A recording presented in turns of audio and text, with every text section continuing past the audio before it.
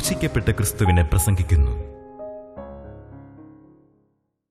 സന്തോഷം, ഹൃദയത്തിൽ ഇപ്പോഴും സന്തോഷം ഉണ്ടായിരിക്കണം. ഹൃദയത്തിൽ സന്തോഷം ഉണ്ടാകണമെങ്കിൽ എന്ത് വേണം? ക്രിസ്തുവിൻ്റെ കരം വേണം. യേശു ക്രിസ്തുവിൻ്റെ കരമുണ്ടെങ്കിൽ ഹൃദയത്തിൽ സന്തോഷം ഉണ്ടാകും. ഹൃദയത്തിൽ സന്തോഷം, എപ്പോഴും സന്തോഷം. അപ്പോസ്തലനായ പൗലോസ് തെസ്സലോനിക്കർക്ക് ലേഖനം എഴുതുമ്പോൾ അവരെക്കുറിച്ച് വളരെ ആർദ്രതയോടെയാണ് എഴുതുന്നത്. ഒരുപടി കഷ്ടപ്പാട് സഹിച്ച സഭയാണ് തെസ്സലോനിക്ക സഭ. ഒരുപടി യാതനകൾ സഹിച്ചു. മനുഷ്യരിൽ നിന്നുള്ളതായ അധിക്ഷേപങ്ങൾ, പരിഹാസങ്ങൾ, നിന്ദനങ്ങൾ, കുറ്റപ്പെടുത്തലുകൾ, പല ഭൗതിക ആവശ്യങ്ങൾ പോലും മനുഷ്യർ സഹായിക്കാത്തതായ കാര്യങ്ങൾ, ഇങ്ങനെ വലഞ്ഞു പോയൊരു സഭയാണ് തെസ്സലോനിക്ക സഭ. പക്ഷേ ആ സഭയോട് കർത്താവ് പറയുന്നത് എപ്പോഴും സന്തോഷിപ്പീൻ, ഇടപെടാതെ പ്രാർത്ഥിപ്പീൻ, എല്ലാറ്റിനും സ്തോത്രം ചെയ്യുവീൻ. ഇതല്ലോ നിങ്ങളെക്കുറിച്ച് ക്രിസ്തുയേശുവിൽ ദൈവം ഇഷ്ടം. എപ്പോഴും സന്തോഷിപ്പീൻ എന്നാണ് ആ സഭയോട് പറയുന്നത്. ഈ ദുരിതപൂരിതമായ ജീവിതത്തിൽ നിങ്ങളെപ്പോഴും സന്തോഷിപ്പീൻ. വീട്ടിൽ തന്നെ ഒറ്റപ്പെട്ട അനുഭവത്തിൽ കഴിയുന്ന ആളുകളുണ്ട്. മാതാപിതാക്കൾക്ക് വിലയില്ല, അല്ലെങ്കിൽ അപ്പന് വിലയില്ല, അമ്മയ്ക്ക് വിലയില്ല, ഈ ഭർത്താവിന് വിലയില്ല, ആരും ഗവനിക്കുന്നില്ല, എന്നെ വേണ്ടതുപോലെ കരുതാൻ ആരുമില്ല. ഇങ്ങനെയൊക്കെയുള്ള ആളുകളുണ്ട്. പക്ഷേ അവിടെ കർത്താവ് പറയുന്നു എപ്പോഴും സന്തോഷിപ്പീൻ. നിൻ്റെ മുഖം വാടിയിരിക്കരുത്, മുഖം പ്രസന്നമായിരിക്കണം. പ്രിയപ്പെട്ടവരെ, നിങ്ങൾ ചിന്തിക്കൂ, ദൈവം പ്രസന്നത നിങ്ങൾക്ക് തരും. നിങ്ങൾക്ക് വേണമെങ്കിൽ കർത്താവ് എല്ലാ സന്തോഷവും തരും. പ്രതിസന്ധികളുടെയും പ്രശ്നങ്ങളുടെയും നടുവിൽ പൂർണ്ണ സന്തോഷത്തോടെ കർത്താവിന് പിൻചെല്ലാനുള്ളതായ കൃപ നിങ്ങൾക്ക് കർത്താവ് തരും. ജീവിതത്തിൻ്റെ ദൈവസ്നേഹം നമുക്ക് ലഭിക്കുമ്പോഴാണ് സന്തോഷം കിട്ടുന്നത്. യേശുക്രിസ്തുവിൻ്റെ സ്നേഹമായി യേശുവിനെ കണ്ടെത്തുമ്പോൾ നമുക്ക് സന്തോഷം കിട്ടും. യേശുക്രിസ്തു ഉള്ളത്തിൽ വസിക്കുമ്പോൾ സന്തോഷം കിട്ടും. ഇന്നുള്ള ദയനീയമായ അവസ്ഥ, യേശുക്രിസ്തു പലരുടെയും ഉള്ളത്തിൽ വസിക്കുന്നില്ല എന്നുള്ളതാണ്. പലരുടെയും ഉള്ളത്തിൽ യേശുക്രിസ്തു വസിക്കുന്നില്ല. നാം ധരിക്കും ഞാൻ പ്രാർത്ഥിക്കുന്നുണ്ട്, ഞാൻ നമസ്കാരങ്ങളൊക്കെ ചൊല്ലുന്നുണ്ട്, പള്ളിയിൽ പോകുന്നുണ്ട്, ഞങ്ങൾക്ക് മനസ്സറിഞ്ഞ് ഇങ്ങനെ വലിയ വേണ്ടാതിനങ്ങൾക്കൊന്നും ഇങ്ങനെ പോകുന്നില്ല. പിന്നെ മനുഷ്യനല്ലേ, സ്വാഭാവികമായി ചില ബലഹീനതകളുണ്ടായിന്ന് വരും. അതൊക്കെ കർത്താവ് പുറത്തുകൊള്ളും. എന്നിങ്ങനെയുള്ളൊരു കംപ്ലൈസൻ്റ് ആറ്റിറ്റ്യൂഡ്, ഒരു അലംഭാവം, ഒരു അയഞ്ഞ മനോഭാവം ഒരിക്കലും പുലർത്തരുത്. നിങ്ങൾ വ്യക്തമായി അറിയണം ക്രിസ്തു എൻ്റെ ഹൃദയത്തിൽ വസിക്കുന്നു എന്ന്. വിശ്വാസത്തിൽ അറിയണം. എങ്ങനെ അറിയും? നിങ്ങൾക്കൊക്കെ സാധിക്കുന്നത് യേശു ക്രിസ്തു എൻ്റെ ഉള്ളത്തിലുണ്ട് എന്ന് നിങ്ങൾ എങ്ങനെ അറിയും? യേശു ക്രിസ്തു എൻ്റെ ഉള്ളത്തിൽ വസിക്കുന്നുണ്ടെന്ന് എങ്ങനെ അറിയും? അതിന് മറ്റാരെയും തേടി പോകണ്ട, ആരെയും അഭിപ്രായം ചോദിക്കണ്ട. എന്നെ ഇതിനു മുൻപ് ബാധിച്ചിരുന്നതായ പാപത്തിൻ്റെ ചോദനകൾ, പാപത്തിൻ്റെ താല്പര്യങ്ങൾ എന്നെ അലട്ടുന്നുണ്ടോ മാത്രം നോക്കിയാൽ മതി. പാപത്തിൻ്റെ പ്രേരണകൾ എന്നെ അലട്ടുന്നുണ്ടെങ്കിൽ, പാപത്തിൻ്റെ വശീകരണം എൻ്റെ മേൽ ഒന്ന് വധിക്കുന്നുണ്ടെങ്കിൽ, എങ്കിൽ ക്രിസ്തുവോട് വസിക്കുകയില്ല. ഇരുട്ടുണ്ടെങ്കിൽ വെളിച്ചമില്ലല്ലോ, ഹൃദയത്തിൽ ഇരുട്ടുണ്ട്. അപ്പോൾ അത് മാത്രം നോക്കിയാൽ മതി, അത് മാത്രം ശ്രദ്ധിച്ചാൽ മതി. മനസ്സറിഞ്ഞൊരു പാവം എനിക്ക് വരികയില്ല നിങ്ങൾ തീരുമാനിച്ചു കഴിഞ്ഞാൽ ക്രിസ്തുവോട് വന്നു കഴിഞ്ഞു. പിന്നെ അവിടെ നിരാശയില്ല. അനേകർക്കും പറ്റുന്നൊരു അപകടം, കാര്യം തീരുമാനം എടുക്കുന്നു, പിന്നെയും തിരിച്ചു പോകുന്നു. എന്തുകൊണ്ട് തിരിച്ചു പോകുന്നു? ക്രിസ്തുവിനുള്ളതായ സ്നേഹം വരാത്തതുകൊണ്ട്. ക്രിസ്തുവിനുള്ളതായ ഒരു സ്നേഹം വന്നു കഴിഞ്ഞാൽ ഈ സന്തോഷം ഇവിടെ നിലനിൽക്കും. സന്തോഷം അവിടെ തന്നെ നിലനിൽക്കുന്നു. മാത്രമല്ല, നാം കുറേശ്ശെയായി ഈ സന്തോഷം പൊങ്ങി വരും. കണ്ട് താത്തി കഴിഞ്ഞു, കുറേ താത്തി, വെള്ളം കാണുന്നില്ല. ഉടമസ്ഥൻ്റെ ഒരു അല്പം നിരാശ, ഇത്രയും താഴ്ത്തിയിട്ട് വെള്ളം കണ്ടില്ലല്ലോ. കുറെ കഴിച്ചപ്പോഴേ നോക്കിയപ്പോൾ അവിടെ ചെറിയൊരു നനവ് കാണുന്നുണ്ട്, വെള്ളത്തിൻ്റെ നനവ്. ഇത് പോയി കിടന്നുറങ്ങി. ഒരു ദിവസം രാവിലെ വന്നപ്പോഴുണ്ട് ഒരു അരി വെള്ളം കിടപ്പുണ്ട്. താത്തി എപ്പോഴും കിട്ടിയില്ല, പക്ഷേ അരി വെള്ളം കിടപ്പുണ്ട്. അദ്ദേഹം അടുത്ത ദിവസം നോക്കിയപ്പോൾ പിന്നെയും വെള്ളം കൂടുന്നു. വെള്ളം മെത്തി വരുന്നു, കൂടി വരുന്നു. താഴ്ത്തി ആഴത്തിലേക്ക് ഇറങ്ങുമ്പോൾ നമുക്ക് വെള്ളം കിട്ടും, ജീവജലം കിട്ടും. താഴ്ത്തുന്ന പ്രയാസമാണ്, ശരിയാണ്. പക്ഷേ താഴ്ത്തി ചെന്നാൽ വെള്ളം കിട്ടും. അനേകർ ഏതാനും ചെറിയൊരു സമർപ്പണം കൊണ്ട് തൃപ്തിപ്പെട്ടിരിക്കുകയാണ്. അങ്ങനെയല്ല. എൻ്റെ ജീവിതം ഇനി യേശുവിന് മാത്രം, അങ്ങനെ സമർപ്പണം വരണം. എൻ്റെ ജീവിതം ഇനി യേശുവിന് വേണ്ടി മാത്രം നിവേദിച്ചിരിക്കുന്നു. ഡിവോട്ടഡ് ടു ക്രൈസ്റ്റ്, ഡിവോട്ട് ചെയ്തിരിക്കുന്നു. ഡിവോട്ടഡ് എൻ്റെ ജീവിതം. അത് ഈ ഡെഡിക്കേറ്റഡ് എന്ന് പറഞ്ഞാലും പോരാ, it is devoted to Christ. ക്രിസ്തുവിന് വേണ്ടി അങ്ങ് ഇറ്റ് ഈസ് സെറ്റ് പാർട്ട്, മുഴുവനായി കംപ്ലീറ്റ് ആയിട്ട് സമ്പൂർണ്ണമായിട്ട് ഞാൻ എൻ്റെ ജീവിതം യേശുവിന് കൊടുത്തിരിക്കുന്നു. ഈ ഒരു ഉറപ്പ് നിങ്ങൾക്ക് വരണം. എങ്ങനെയാണ് ഉറപ്പ് കിട്ടും? അതാണ് പ്രശ്നം. എന്നിങ്ങനെ ഉറപ്പ് കിട്ടും? ഉറപ്പ് കിട്ടാൻ ഒരു വഴിയുള്ളൂ. എൻ്റെ കർത്താവായ യേശു ക്രിസ്തു എൻ്റെ സകല ശിക്ഷകളും വഹിച്ച്, ഞാൻ ഏൽക്കേണ്ട ശിക്ഷയെല്ലാം വഹിച്ച്, എൻ്റെ പാപത്തിൻ്റെ ഭാരം ചുമന്ന് ക്രിസ്തു സകല ശിക്ഷയും വഹിച്ചുകൊണ്ട് കുരിശിന്മേൽ കിടന്നു. ക്രിസ്തു അവിടെ കിടന്നുകൊണ്ട് പറഞ്ഞു നിവൃത്തിയായി എന്ന് പറഞ്ഞു. പൂർത്തിയായി, നിവൃത്തീകരിച്ചു. ഇറ്റ് ഈസ് ഫിനിഷ്ഡ്, തീർത്തു എന്ന് പറഞ്ഞു. തീർത്തിരിക്കുന്നു. ക്രിസ്തു ക്രൂശിലേറി എൻ്റെ പാപം വഹിച്ചു എന്ന് വിശ്വസിക്കുക. ഞാൻ ചോദിക്കട്ടെ, നിങ്ങൾ അത് എന്താണ് പൊട്ടാസ്യം പെർമാംഗനേറ്റും മാംഗനീസ് ഡയോക്സൈഡും കൂടി ചൂടാക്കിയാൽ ഓക്സിജൻ വരുമെന്ന് നിങ്ങൾ പഠിക്കുന്നു. ശരി, ഇത് നിങ്ങൾ ചൂടാക്കി നോക്കിയോ? ഇല്ലല്ലോ. നിങ്ങളുടെ ടെക്സ്റ്റ് ബുക്കിൽ എഴുതിയിട്ടുണ്ട്, കെമിസ്ട്രിയിൽ എഴുതിയിട്ടുണ്ട്. കെമിസ്ട്രി ടീച്ചർ അത് നിങ്ങൾക്ക് പറഞ്ഞു തരുന്നു. Potassium permanganate plus manganese dioxide will give oxygen. ശരി, നിങ്ങൾ കണ്ടിട്ടല്ലല്ലോ വിശ്വസിക്കുന്നത്. ദൈവത്തിന് സ്തോത്രം. അത് പരീക്ഷിച്ച് നിരീക്ഷിച്ച് പഠിച്ച് മനസ്സിലാക്കിയിട്ടുള്ള ശാസ്ത്രജ്ഞന്മാരത് പറഞ്ഞു. ശരി, ഞാൻ വിശ്വസിക്കുന്നു. പ്രിയപ്പെട്ടവരെ, അതുപോലെ യേശു ക്രിസ്തു ഒരു സജീവ യാഥാർത്ഥ്യമാണെന്ന് അനുഭവിക്കുന്ന ദൈവമക്കൾ പറയുമ്പോൾ നിങ്ങൾ വിശ്വസിക്കുക. എൻ്റെ ഭാരം യേശു ഏറ്റെടുക്കുന്നത് പറയുമ്പോൾ നിങ്ങൾ വിശ്വസിക്കുക. വിശ്വാസം കൂടാതെ ആർക്കും ദൈവത്തെ പ്രസാദിപ്പിക്കാൻ കഴിയുകയില്ല. വിശ്വാസം അതൊരു ദൃഢമായ വിശ്വാസം, ഗാഠമായ വിശ്വാസമാണ്. ഹൃദയത്തിൻ്റെ ആഴത്തിൽ വേരൂന്നിയ വിശ്വാസമാണ്. ക്രിസ്തു ഇപ്പോഴും ജീവിക്കുന്നു. ക്രിസ്തു എന്നെ സ്നേഹിക്കുന്നു. ഞാനോ പാപിയായൊരു മനുഷ്യൻ. എനിക്ക് അഭിമാനിക്കാൻ ഒന്നുമില്ല. ഉള്ളത്തിൽ നിന്ന് പറയണം, പുറമെ ഭംഗിയാക്കി പറഞ്ഞിട്ട് കാര്യമില്ല. എനിക്ക് അഭിമാനിക്കാൻ ഒന്നുമില്ല, എനിക്ക് പ്രശംസിക്കാൻ ഒന്നുമില്ല. എൻ്റെ എന്തെങ്കിലും എനിക്ക് ഉണ്ടെങ്കിൽ അത് ക്രിസ്തു തന്നതേ ഉള്ളൂ. നന്മ എന്തെങ്കിലും ഉണ്ടെങ്കിൽ ക്രിസ്തു തന്നതേ ഉള്ളൂ. എൻ്റേതായിട്ടൊന്നുമില്ല. വിശ്വസിക്കുകയാണത്. അതങ്ങ് വിശ്വസിച്ച് നമ്മെ തന്നെ സമർപ്പിക്കുമ്പോൾ അത്ഭുതകരമായ അനുഭവങ്ങൾ നമുക്ക് കിട്ടും. നിങ്ങൾ പലരും മുഖം വാടിയാണ്ടിരിക്കുന്നത്. ഇപ്പോൾ പുറമേയുള്ള മുഖമല്ല ഞാൻ പറയുന്നത്. പലരും വാടി തളർന്നിരിക്കുന്നു. പലരുടെയും ജീവിതത്തിൽ പ്രയാസങ്ങൾ, ഭാരങ്ങൾ ഇങ്ങനെ അലട്ടിക്കൊണ്ടിരിക്കുന്നു. എനിക്കറിയാം, ഉണ്ട്, പലതരത്തിലുള്ള പ്രയാസങ്ങളുണ്ട്. ആർക്കാണില്ലാത്തത്? എല്ലാവർക്കും ഉണ്ട്. ദൈവമക്കൾക്കും ഉണ്ട്, അല്ലാത്തവർക്കും ഉണ്ട് പ്രയാസങ്ങൾ, പ്രതിസന്ധികൾ എല്ലാവർക്കും ഉണ്ട്. പക്ഷേ നിങ്ങൾ ഓർക്കണം, ഈ മുഖം വാടിയിരിക്കേണ്ട ആവശ്യമില്ല. ക്രിസ്തു ഉള്ളത്തിൽ വന്നു കഴിയുമ്പോൾ നിങ്ങളുടെ മനസ്സെപ്പോഴും പ്രസന്നമായിരിക്കും, മനസ്സെപ്പോഴും സന്തോഷഭരിതമായിരിക്കും. അതുകൊണ്ട് ഞാൻ വീണ്ടും പറയുന്നു, ആപത്തുകൾ മാറിയെന്നല്ല. ദൈവമക്കൾക്കും ആപത്ത് വരും, ദൈവത്തിൻ്റെ വേലക്കാർക്കും ആപത്ത്, ആക്സിഡൻസൊക്കെ വരാം, അല്ലാത്തവർക്കും വരാം, നമുക്കും വരാം. എന്നാൽ നമുക്ക് വരുമ്പോഴുള്ള പ്രത്യേകത എന്താണെന്ന് വെച്ചാൽ, നമ്മെ കാക്കാനും നമ്മെ നോക്കാനും നമ്മെ പരിപാലിക്കാനും നമ്മെ സംരക്ഷിക്കാനും യേശുക്രിസ്തു ഉണ്ട്. യേശുക്രിസ്തു എല്ലാം കാണുന്നു. ദൈവത്തിന് സ്തോത്രം. പ്രിയപ്പെട്ടവർ, നിങ്ങൾ ഉറങ്ങാൻ കിടന്നിട്ട് ഉറക്കം വരാത്ത രാവുകൾ ആവശ്യമില്ല. നിങ്ങളൊക്കെ ഉറങ്ങാം, ഭാരങ്ങൾ മാറും. നിങ്ങൾ ക്രിസ്തുവിനായിട്ട് ജീവിതം സമർപ്പിച്ചു കൊടുത്താൽ പിന്നെ ഉറക്കമൊക്കെ തനിയെ വന്നുകൊള്ളും. ചിലർക്ക് പറയും, എനിക്ക് ഉറങ്ങാൻ പറ്റുന്നില്ല, പല ഭാരങ്ങളും വല്ലാതെ അലട്ടുന്നു, ഓരോ ചിന്തകൾ വിഷമിപ്പിക്കുന്ന എനിക്ക് ഉറങ്ങാൻ പറ്റുന്നില്ല. പക്ഷേ നിങ്ങൾക്ക് സുഖമായി ഉറങ്ങാൻ പറ്റും. നിങ്ങളുടെ കിടക്കയിൽ നിങ്ങളെ തലോടാൻ ക്രിസ്തു ഉണ്ടെന്ന് വിശ്വാസമുണ്ടെങ്കിൽ, ക്രിസ്തുവിൻ്റെ ദൂതന്മാർ കാവലായി നിൽക്കുന്നുണ്ടെന്നുള്ള വിശ്വാസമുണ്ടെങ്കിൽ. എന്തുകൊണ്ട്? ഞാൻ യേശുവിനെ എന്നെ തന്നെ കൊടുത്തിരിക്കുന്നു, എൻ്റെ ജീവിതം യേശുവിന് കൊടുത്തിരിക്കുന്നു. അതാണ് ബലം, അതാണ് നമുക്കുള്ള ആശ്രയം. എനിക്ക് എൻ്റേതായിട്ടുള്ളതെല്ലാം വിട്ടിരിക്കുന്നു.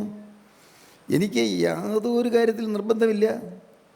എനിക്ക് ഒന്ന് മാത്രം, ക്രിസ്തുവിൻ്റെ ഒരു വിശുദ്ധനായി ജീവിക്കുക. അത് മാത്രം, ക്രിസ്തുവിൻ്റെ ഒരു രഹസ്യ വിശുദ്ധനായി ജീവിക്കുക മതി. കർത്താവേ, എനിക്ക് വേറെ ഒന്നും വേണ്ട. സ്തോത്രം. ആ ഒരു തീരുമാനം നിങ്ങൾക്ക് വന്നാൽ അനുഗ്രഹമായിരിക്കും. ഇപ്പോൾ നിങ്ങൾ ചിലർ വിചാരിക്കും, സാറിന് പ്രായമായി, ഇത്രയും വാർദ്ധക്യത്തിൽ അങ്ങനെയൊക്കെ ചിന്തിക്കാം. പക്ഷേ സാറിൻ്റെ യൗവനത്തിലൊക്കെ എങ്ങനെയാണ്? യൗവന പ്രായത്തിലൊക്കെ എല്ലാം ഞങ്ങളൊക്കെ യൗവനക്കാർക്ക് അങ്ങനെയൊക്കെ ചിന്തിക്കാൻ പറ്റുമോ? ഇനിയും ദീർഘനാൾ ജീവിതം ഉണ്ടല്ലോ.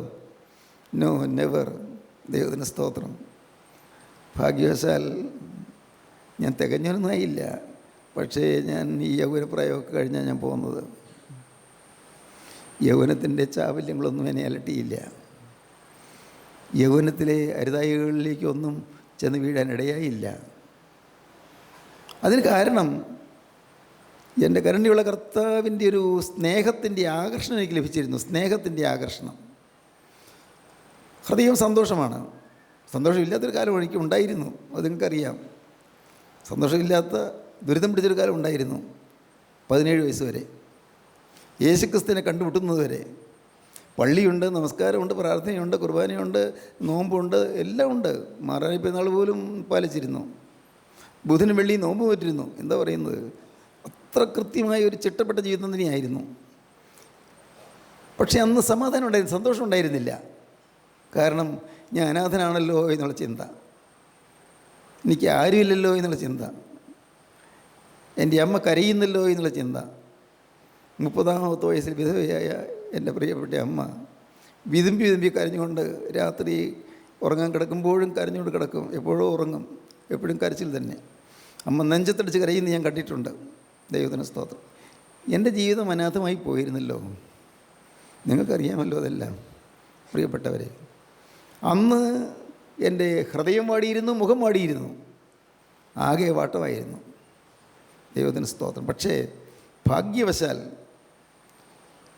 എൻ്റെ ജീവനുള്ള ദൈവത്തിൻ്റെ കൃപ എന്നെ കണ്ടെത്തി. കർത്താവ് എന്നെ കടന്നു പിടിച്ചു. സത്യം, ഞാൻ ഒന്ന് തിരിയുന്നത്, മുഖം തിരിക്കുന്നത് നോക്കി ഒരു കാഴ്ചക്കാരന് കാത്തു നിന്ന യേശു വഴിയരിയിൽ, എൻ്റെ ജീവിതത്തിൻ്റെ വഴിത്താരയിൽ എന്നെ കാത്തു നിന്ന യേശു, എൻ്റെ സഹോദരങ്ങളെ, അവൻ എന്നെ കയറി പിടിച്ചു, കടന്നു പിടിച്ചു വചനം കൊണ്ട്. അവൻ്റെ സ്നേഹത്തിൻ്റെ ആ ചരടിൽ എന്നെ കോർത്തിണക്കി. സ്തോത്രം. ആ സ്നേഹത്തിൻ്റെ ആ മാലയിൽ അനേക മുത്തുകളുടെ കൂട്ടത്തിൽ എന്നെയും ചേർത്തു ഒരു മുത്തായിട്ട്. സ്തോത്രം. അവൻ്റെ മാറിലണിയാനുള്ളതായ ഭാഗ്യം, അവൻ്റെ മാറിൽ അണിയപ്പെടാനുള്ള ഭാഗ്യം എനിക്കുണ്ടായി. സ്തോത്രം. അതെല്ലാം ദൈവം തന്ന കൃപകളാണ്, അല്ലാതെ എൻ്റേതല്ല. എനിക്കറിയാം, നല്ലപോലെ അറിയാമല്ലോ. എനിക്ക് അന്നും ആ ചെറുപ്രായത്തിലും യേശുവിനെ കിട്ടിക്കഴിഞ്ഞപ്പോഴേക്കും പിന്നെ ലഹരിയുള്ള ഓട്ടമായിരുന്നു. ലഹരി, ആത്മാവിൻ്റെ സന്തോഷത്താൽ നിറഞ്ഞുള്ള ഓട്ടം. കർത്താവിന് സ്തോത്രം. ഞാനിപ്പോൾ പലപ്പോഴും പറയാറുള്ളതുകൊണ്ട് കൂടുതൽ വിശദീകരിക്കുന്നില്ല. എന്നാൽ ഇത് വീണ്ടും പറഞ്ഞത് എന്തിനായിരിക്കും എനിക്ക് തോന്നുന്നു, അനാഥത്വത്തിൻ്റെ, അപകർഷതാബോധത്തിൻ്റെ കഥനഭാരത്തിൽ വിങ്ങിക്കഴിയുന്ന ചിലരെങ്കിലും ഇത് കേൾക്കുന്നുണ്ടായിരിക്കും. അനാഥന്മാർ, എനിക്ക് അപ്പനില്ല, എനിക്ക് അമ്മയില്ല, കർത്താവേ എൻ്റെ ജീവിതത്തിൽ എനിക്ക് എൻ്റെ കാര്യം അന്വേഷിക്കാൻ എനിക്ക് ആരുമില്ല എന്ന്, എന്നെ സ്നേഹിക്കാൻ എനിക്ക് ആരുമില്ല എന്ന്. അപ്പനുണ്ട്, അമ്മയുണ്ട്, പക്ഷേ എന്നെ സ്നേഹിക്കാൻ എനിക്ക് ആരുമില്ല, എൻ്റെ വേദന കാണാൻ ആരുമില്ല, എൻ്റെ തനതായ ദുഃഖം കാണാൻ എനിക്ക് ആരുമില്ല എന്ന് പറഞ്ഞ് കരയുന്നവർ. സ്തോത്രം. എൻ്റെ ഭാര്യ എന്നെ വിട്ടുപോയി, അവൾ നേരത്തെ അക്കരയ്ക്ക് പറന്നുപോയി, അങ്ങനെ കരയുന്നവർ. എൻ്റെ ഭർത്താവ് എന്നെ വിട്ടുപോയി, അദ്ദേഹം അങ്ങ് അനന്തതയിലേക്ക് പറന്നുപോയി, ഇനി ഞാൻ കാണുമോ ആർക്കറിയാം, അങ്ങനെ കരഞ്ഞുകൊണ്ടിരിക്കുന്നവർ. ഇങ്ങനെയുള്ള ഓരോരുത്തരുടെയും ജീവിതത്തിൽ, അനാഥരായിരിക്കുന്ന ജീവിതത്തിൽ യേശുക്രിസ്തു എന്നെ സ്നേഹിക്കുന്നു എന്നുള്ളതായൊരു വാർത്ത കേൾക്കുമ്പോൾ, യേശുക്രിസ്തുവിനെ വ്യക്തിപരമായി അറിയുന്നു എന്നൊരു വാർത്ത കേൾക്കുമ്പോൾ, യേശുക്രിസ്തുവിൻ്റെ വ്യക്തിപരമായ കാര്യങ്ങൾ അന്വേഷിക്കുന്നൊരു വാർത്ത കേൾക്കുമ്പോൾ, ലോകത്ത് ആരും കരുതിയിട്ടില്ലാത്ത വിധം ഏറ്റവും മനോഹരമായി എൻ്റെ കാര്യങ്ങൾ കരുതുന്ന ഒരു യേശു ജീവിക്കുന്നുള്ള വാർത്ത കേൾക്കുമ്പോൾ, അപ്പോൾ നാം താഴും, നാം തലകുനിക്കും. കർത്താവേ, ഇതാ ഇവിടെ ഞാനിതാ ഒരുവൻ, ഞാനിതാ ഒരു പാവിയായ മനുഷ്യൻ, ഞാനിതാ ഒന്നിലും ജയം കിട്ടാത്തൊരു മനുഷ്യൻ. കർത്താവേ, ഞാനിതാ അനാഥനായൊരു മനുഷ്യൻ. എൻ്റെ കർത്താവേ, നിൻ്റെ അത്രക്കരം എൻ്റെ മേലിൽ നിന്ന് മാറരുതേ, നിൻ്റെ വചനത്തിൻ്റെ ശക്തി എൻ്റെ നിന്ന് ചോർന്നു പോകരുതേ. ഹല്ലേലൂയ, ദൈവത്തിന് സ്തോത്രം. നിൻ്റെ കൃപയുടെ കരം എന്നിൽ നിന്ന് മാറരുതേ. പിന്നെ പ്രാർത്ഥനയാണ്, നിരന്തരം പ്രാർത്ഥന. ജോലി ചെയ്യുമ്പോഴും പ്രാർത്ഥന. പ്രാർത്ഥിക്കുന്നത് കിഴക്കോട്ട് തിരിഞ്ഞ് കുരിശിരിച്ച് അങ്ങനെ പ്രാർത്ഥിക്കുന്ന കാര്യമല്ല ഞാൻ പറഞ്ഞത്. ഹൃദയത്തിൽ എപ്പോഴും ഒരു പ്രാർത്ഥന. യാത്ര ചെയ്യുമ്പോഴും അല്ല, ഉറങ്ങാൻ കിടക്കുമ്പോഴും അതുമല്ല, ഊണ് കഴിക്കുമ്പോഴും അതുമല്ല, ഓരോ കാര്യം ചെയ്യുമ്പോഴും എപ്പോഴും ഒരു ജീവൽ സ്പർശം നമ്മെ നയിച്ചുകൊണ്ടിരിക്കും. ക്രിസ്തുവിൻ്റെ കരം നമ്മെ തൊട്ട് നടത്തിക്കൊണ്ടിരിക്കും. അവിടെ ആ കരത്തിൻ്റെ, ആ സ്നേഹത്തിൻ്റെ ബന്ധം നമ്മെ തൊട്ടിരിക്കുന്നത്, നമ്മെ പിടിച്ചിരിക്കുന്നത് നമുക്ക് മനസ്സിലാകും. സ്തോത്രം. സഹോദരങ്ങളെ, സന്തോഷം, ഈ സന്തോഷം എങ്ങനെ കിട്ടാം? ദൈവത്തിന് സ്തോത്രം. യേശുക്രിസ്തു വന്നാൽ സന്തോഷം കിട്ടും.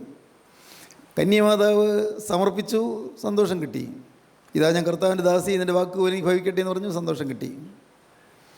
കർത്താവിൻ്റെ വേലയിൽ സന്തോഷം കിട്ടും. കർത്താവിൻ്റെ വേല ചെയ്താൽ ഈ സന്തോഷം കിട്ടും. കർത്താവിൻ്റെ വേല ചെയ്യുക, ദൈവത്തിന് സ്തോത്രം. ദുരിതപൂരിതമായ ജീവിതത്തിൽ കർത്താവിൻ്റെ വേല ചെയ്യുക എന്നുള്ളത് ആ കർത്താവിൻ്റെ സേവയിൽ, ദൈവവേലയിൽ നമുക്ക് സന്തോഷിക്കാം. കർത്താവിന് സ്തോത്രം. ദൈവത്തിൻ്റെ വലിയ നാമം മഹത്വപ്പെടട്ടെ. നിനക്ക് സന്തോഷവും ഉല്ലാസവും ഉണ്ടാകുമെന്ന് സഖരിയ പുരോഹിതനോട് പറഞ്ഞത്, ജീവനുള്ള ക്രിസ്തുവിൻ്റെ സ്നേഹം നമുക്ക് ലഭിക്കുമ്പോൾ, നമുക്ക് അസാധ്യമായി കർത്താവ് സാധിപ്പിച്ചു തരുമ്പോൾ, അപ്പോൾ നമുക്ക് സന്തോഷം കിട്ടും. ദൈവത്തിന് സ്തോത്രം. ദൈവം നമുക്ക് നിത്യരക്ഷ തന്നു എന്നുള്ളത് നമുക്ക് സന്തോഷം കിട്ടും. ജീവനുള്ള ക്രിസ്തു എനിക്ക് നിത്യജീവൻ തന്നു എന്നുള്ളതിൽ സന്തോഷം കിട്ടും. പ്രിയപ്പെട്ടവരെ, ഇത് കേൾക്കുമ്പോൾ കർത്താവ് എനിക്ക് ആ നിത്യജീവൻ വേണം, നിങ്ങൾ ആഗ്രഹിക്കണം. ഞാൻ ശൂന്യതയിലേക്ക് യാത്ര ചെയ്യുകയല്ല, ആരോരും ഇല്ലാത്തതിനെ പോലെ യാത്ര ചെയ്യുകയല്ല. എനിക്കൊരപ്പനുണ്ട്, ഹല്ലേലൂയ. എനിക്കൊരു ഉടമസ്ഥനുണ്ട്, ലോർഡിൻ്റെ കർത്താവേ സ്തോത്രം. എനിക്ക് ഒരു നായകനുണ്ട്, എനിക്കൊരു നേതാവുണ്ട്, എനിക്ക് നാഥനുണ്ട്. ഞാൻ അഗതിയല്ല, ഞാൻ അനാഥനല്ല. സ്തോത്രം. എൻ്റെ കർത്താവിന് സ്തോത്രം. പ്രിയപ്പെട്ടവരെ, ക്രൂശിലെ സ്നേഹം എന്നെ വശീകരിച്ചിരിക്കുകയാണ്. നമുക്കൊരു ഉറപ്പ് കിട്ടുകയാണ്. രക്ഷയിൽ സന്തോഷം, സമർപ്പണത്തിൽ സന്തോഷം, കന്യാമാതാവിൻ്റെ രക്ഷയിൽ സന്തോഷം, നിത്യജീവനിൽ സ്തോത്രം. ദൈവത്തിൻ്റെ വേലയിൽ സന്തോഷം, ദൈവത്തിൻ്റെ വേല ചെയ്യുന്നതിൽ സന്തോഷം. ഇനി പിന്നെ എന്തിനാണ് സന്തോഷം കിട്ടുന്നത്? നമുക്ക് വായിക്കാം. ഹബക്കൂക്ക് പ്രവാചകന്റെ പുസ്തകം 3-ാം അധ്യായം 17-18 വാക്യങ്ങൾ. അത്തിവൃക്ഷം തളിർക്കയില്ല, അത്തിവൃക്ഷം തളിർക്കയില്ല, മുന്തിരിവള്ളിയിൽ അനുഭവം ഉണ്ടാകുകയില്ല, മുന്തിരിവള്ളിയിൽ അനുഭവം ഉണ്ടാകുകയില്ല, ഒലിവ് മരത്തിന്റെ പ്രയത്നം നിഷ്ഫലമായി പോകും, ഒലിവ് മരത്തിന്റെ പ്രയത്നം നിഷ്ഫലമായി പോകും, നിലങ്ങൾ ആഹാരം വിളയിക്കയില്ല, നിലങ്ങൾ ആഹാരം വിളയിക്കയില്ല, ആട്ടിൻകൂട്ടം തൊഴുത്തിൽ നിന്ന് നശിച്ചു പോകും, കൂട്ടം തൊഴുത്തിൽ നശിച്ചു പോകും, ഗോശാലകളിൽ കന്നുകാലി ഉണ്ടായിരിക്കയില്ല, കന്നുകാലി ഉണ്ടായിരിക്കയില്ല. എങ്കിലും ഞാൻ യഹോവയിൽ ആനന്ദിക്കും. സ്തോത്രം. എങ്കിലും ഞാൻ യഹോവയിൽ ആനന്ദിക്കും. സന്തോഷം. ഇതെല്ലാമാണ്, എല്ലാം പ്രതികൂലം, എല്ലാം പ്രതികൂലം. എന്നാലും ഞാൻ യഹോവയിൽ ആനന്ദിക്കും. എങ്കിലും ഞാൻ യഹോവയിൽ ആനന്ദിക്കും. എൻ്റെ രക്ഷയുടെ ദൈവത്തിൽ ഘോഷിച്ചുല്ലസിക്കും. രക്ഷയുടെ ദൈവത്തിൽ ഞാൻ ഘോഷിച്ചുല്ലസിക്കും. രക്ഷയുടെ ദൈവത്തിൽ ഞാൻ ഘോഷിച്ചുല്ലസിക്കും. യഹോവയിൽ ഞാൻ ആനന്ദിക്കും. പ്രിയപ്പെട്ടവരെ, നാം ഓരോരുത്തരും കർത്താവിൻ്റെ ആ സ്നേഹം അനുഭവിച്ചുകൊണ്ട് ദുരിതങ്ങളും യാതനകളും വേദനകളും കഷ്ടതകളും പ്രശ്നങ്ങളും പ്രതിസന്ധികളും ദുർഘടങ്ങളും എല്ലാമുള്ള ജീവിതത്തിൽ ദൈവത്തിൽ സന്തോഷിക്കാൻ നമുക്ക് സാധിക്കുക എന്ന് പറയുന്നത് വലിയൊരു അനുഭവമാണ്. ദൈവത്തിന് സ്തോത്രം. ദൈവത്തിൽ സന്തോഷിക്കുമ്പോൾ കഷ്ടതയിൽ സന്തോഷിക്കുക. നമുക്കറിയാം, സ്തേഫാനോസ് കല്ലേറുകൊണ്ട് ശരീരത്തിൽ ആസകലം കല്ലുകൊണ്ട് മുറിഞ്ഞ് ചതഞ്ഞ് അസ്ഥികൾ ഉടഞ്ഞ് സ്തേഫാനോസ് കുഴഞ്ഞു വീണു. നമുക്കത് പറയാൻ എളുപ്പമല്ലേ? ആ ഒരു സ്റ്റേജിൽ ഞാനാണെങ്കിലോ, ആ ഒരു അവസ്ഥയിൽ ഞാനാണെങ്കിലോ, ഈ അസ്ഥികളെല്ലാം ഉടഞ്ഞ് അങ്ങനെ ശരീരം ആസകല കുഴഞ്ഞ് തുരുതുര കല്ലേറ് വരുന്നു. അപ്പോൾ കഷ്ടിച്ച് കൊടുങ്കൈയൊന്ന് ഇങ്ങനെ ഒന്ന് ഊന്നിയിട്ട് സ്തേഫാനോസ് മേലോട്ട് നോക്കി. സ്തോത്രം. ദ റോബ് എന്ന് പറയുന്ന പുസ്തകമുണ്ട്. റോബ്, മേലങ്കി എന്ന് മലയാളത്തിലുള്ള പുസ്തകം. അല്ലെങ്കിൽ മേലങ്കി ഇപ്പോൾ കിട്ടാനില്ല, അത് പുസ്തകം കിട്ടാനില്ല. സ്തേഫാനോസിൻ്റെ കാര്യം ആ പുസ്തകത്തിൽ പറയുന്നുണ്ട്. കർത്താവിൻ്റെ മേലങ്കിയെക്കുറിച്ച് ആ നോവൽ നല്ലൊരു നോവലാണ്, നോവലും കൂടിയാണ്, നല്ല മനോഹരമായ പുസ്തകം, കഥാപുസ്തകമാണ്. സ്തേഫാനോസ് കൈമുട്ടിങ്ങനെ ഊന്നിക്കൊണ്ട് ചെരിഞ്ഞ് മുകളിലോട്ട് നോക്കി. ചെരിഞ്ഞ് നോക്കും തോറും തല നിവർന്നു, മേലോട്ട് നോക്കി. അപ്പോൾ സ്തേഫാനോസിൻ്റെ മുഖം സൂര്യനെ പോലെ പ്രകാശിച്ചു. കാരണം അവിടെ നീതിസൂര്യനെ കണ്ടു, കർത്താവായ യേശുവിനെ കണ്ടു, പിതാവിൻ്റെ വലതുഭാഗത്ത് യേശു ക്രിസ്തു എഴുന്നേറ്റ് നിൽക്കുന്നത് കണ്ടു, പിതാവിൻ്റെ വലതുഭാഗത്തിരുന്ന കർത്താവ് തമ്പുരാൻ എഴുന്നേറ്റ് നിൽക്കുന്നത് കണ്ടു, യേശു തമ്പുരാൻ കൈ നീട്ടിക്കൊണ്ട് നിൽക്കുന്നത് കണ്ടു. സകല വിഷാദവും മാറി, സകല വേദനയും മാറി, സകല പ്രയാസവും മാറി. സ്തേഫാനോസ് മുകളിലോട്ട് നോക്കി, ഇതാ സ്വർഗം തുറന്നിരിക്കുന്നത് ഞാൻ കാണുന്നു, യേശു ക്രിസ്തു പിതാവിൻ്റെ വലതുഭാഗത്ത് നിൽക്കുന്നത് ഞാൻ കാണുന്നു എന്ന് സ്തേഫാനോസ് ഉറക്കെ പറഞ്ഞു. ഉപദ്രവിച്ചവർക്ക് ദേഷ്യം വർദ്ധിച്ചു. ഇപ്പോഴും ഈ ദൈവവചനമാണോ പറയുന്നത്, ക്രിസ്തുവിൻ്റെ കാര്യമാണോ പറയുന്നത്? അവർക്ക് ദേഷ്യം വർദ്ധിച്ചു. തുരുത കല്ലേറ് വരികയാണ്. സ്തേഫാനോസ് കുഴഞ്ഞു വീണു. മരിക്കാൻ നേരത്ത് സ്തേഫാനോസ് പറയുകയാണ്, പിതാവേ, ഇവർക്ക് ഈ പാപം നിർത്തരുതേ. സ്തോത്രം. സ്നേഹം കൊണ്ട് നിറഞ്ഞിരിക്കുന്ന ഹൃദയം, ഉപദ്രവിക്കുന്നവരോടുള്ളതായ സ്നേഹം, അവരോട് യാതൊരു പരാതിയുമില്ല, അവരുടെ ആരോടൊരു പരിഭവമില്ല. പ്രിയപ്പെട്ടവരെ, ഇത് നമുക്ക് വേണ്ടേ? ഈ അനുഭവം വേണ്ടേ? ഉപദ്രവിക്കുന്നവരോട് പരാതിയില്ല, കുറ്റം പറയുന്നവരോട് പരാതിയില്ല, വിധി അവവാദം പറഞ്ഞ് വരുത്തുന്നവരോട് പരാതിയില്ല. ദൈവത്തിന് സ്തോത്രം. നമ്മെക്കുറിച്ച് ഇല്ലാത്തത് പറയുന്നവരെക്കുറിച്ച് അല്പം പോലും പരിഭവമില്ല, നമുക്കൊരു മറുപടിയുമില്ല. കർത്താവിന് സ്തോത്രം. ദൈവത്തിന് സ്തോത്രം. നമ്മെക്കുറിച്ച് ഒരുപക്ഷെ വാട്സാപ്പിൽ ചില വാർത്തകൾ പരക്കുമ്പോൾ ഒരു പേടിയുമില്ല, നമുക്കതൊന്നൊരു ചിന്താവിഷയമല്ല. ദൈവത്തിന് സ്തോത്രം. സഭയ്ക്ക് ചേർന്നതല്ല എന്നാരെങ്കിലും പറയുമ്പോൾ അപ്പോഴും നമുക്ക് ഭാരമില്ല. ദൈവത്തിന് സ്തോത്രം. കാരണം നമുക്കറിയാം ആരാണ് നമ്മെ പിടിച്ചിരിക്കുന്നതെന്ന്. ഉയരത്തിൽ നിന്നൊരു കൈ നീട്ടി നമ്മെ പിടിച്ചിട്ടുണ്ട്. ആ കൈയുടെ ബലത്തിലാണ് നിൽക്കുന്നത്. ആ ആണിപ്പാടുള്ള കരത്തിൻ്റെ കൃപയിലാണ് നിൽക്കുന്നത്.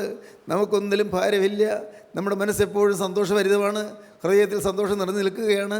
സ്തേഫാനോസ് മുകളിലേക്ക് നോക്കി.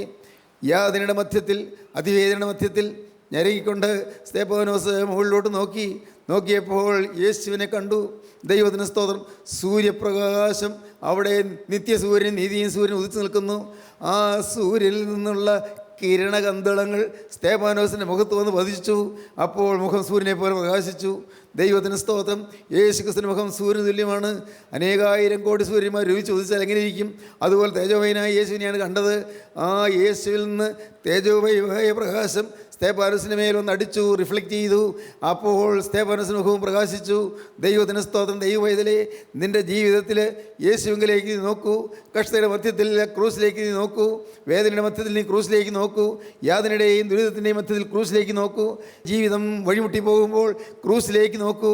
എല്ലാ വഴി അടഞ്ഞു കാണുമ്പോൾ ക്രൂസിലേക്ക് നോക്കൂ. പ്രതീക്ഷകൾ അറ്റുപോകുമ്പോൾ ക്രൂസിലേക്ക് നോക്കൂ. ജീവിതം തീർന്നുപോയി എന്ന് വിചാരിക്കുമ്പോൾ ഇനി പ്രതീക്ഷയ്ക്ക് വകയില്ല എന്ന് വരുമ്പോൾ യേശുക്രിസ്തുവിലേക്ക് നോക്കൂ. ക്രൂശിതനിലേക്ക് നോക്കൂ. ക്രൂശിതനായ ക്രിസ്തുവിലേക്ക് നോക്കൂ. ആ ക്രൂശിൽ രക്ഷയുണ്ട്.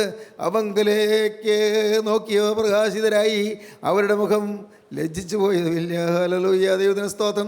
യേശു ക്രിസ്തുവിലേക്ക് നോക്കിയാൽ പ്രകാശം കിട്ടും, ലജ്ജ മാറും. ദൈവത്തിന് സ്തോത്രം. നിത്യലജ്ജ മാറ്റി തന്ന ക്രിസ്തുവിലേക്ക് നോക്കുമ്പോൾ ഭൗതിക ലജ്ജകളെല്ലാം നിസ്സാരമെന്ന് നമുക്ക് തോന്നും.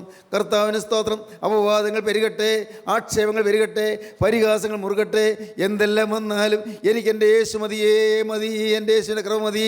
യേശുവിനെ ഞാൻ കാണുന്നു. അവൻ്റെ മോഹരൂപം ഞാൻ കാണുന്നു. അവൻ്റെ സ്നേഹം ഞാൻ കാണുന്നു. അവൻ്റെ സ്നേഹത്തിൻ്റെ തലോടൽ ഞാൻ ഏൽക്കുന്നു.